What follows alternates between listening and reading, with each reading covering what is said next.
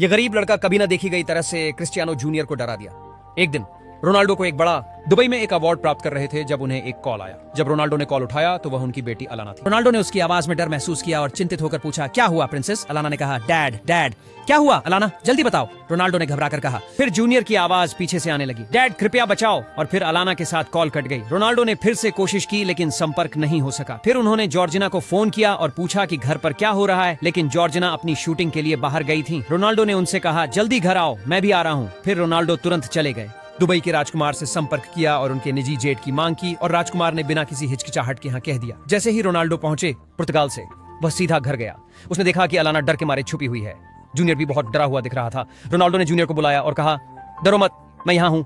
Junior ने कहा, एक लड़का उसकी खिड़की पर लंबे समय से खड़ा है और वह अंदर देखते हुए रो रहा है।